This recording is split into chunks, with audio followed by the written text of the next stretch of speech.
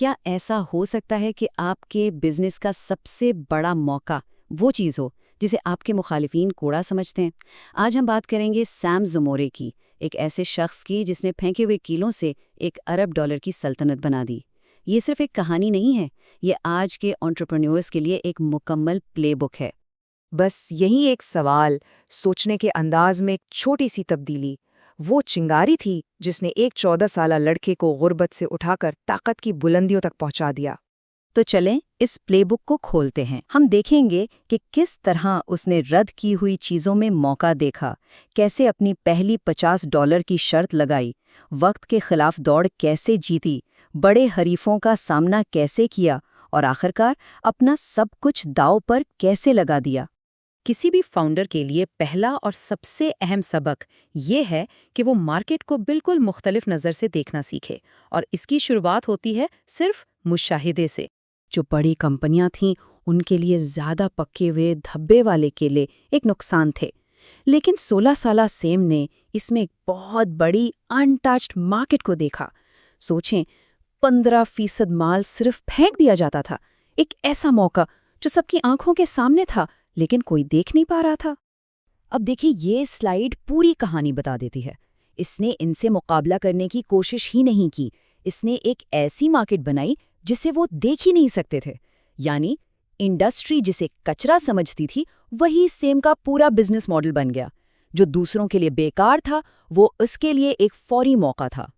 موقع دیکھ لینا ایک بات ہے، لیکن کم وسائل کے ساتھ اس پر ایکشن لینا، اصل انٹرپرینیورشپ کا سفر یہیں سے شروع ہوتا ہے۔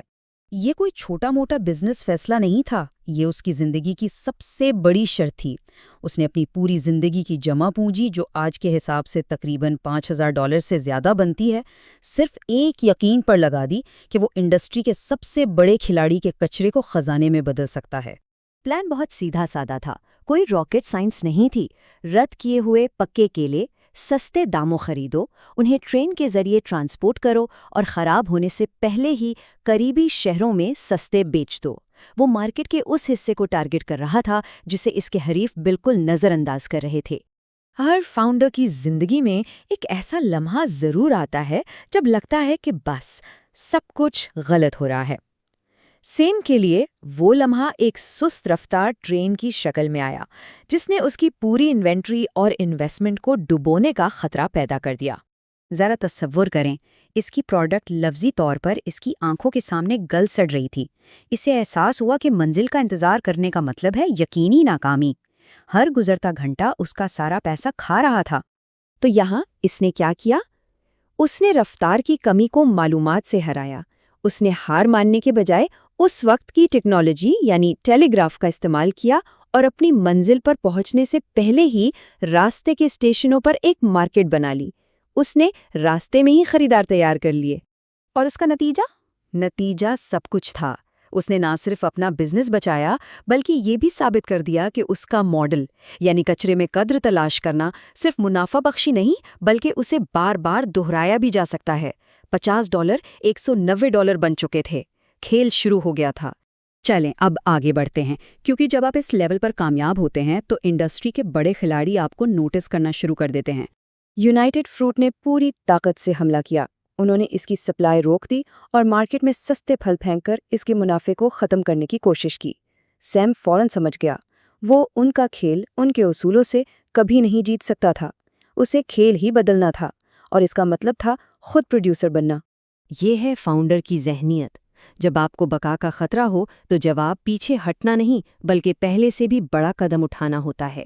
یہ وہ جگہ ہے جہاں اس نے ایک ایسی برتری حاصل کی جسے کوئی چھین نہیں سکتا تھا۔ جہاں اس کے حریف کارپوریٹ دفاتر میں بیٹھ کر رپورٹیں پڑھتے تھے، وہیں سیم خود جنگل میں تھا۔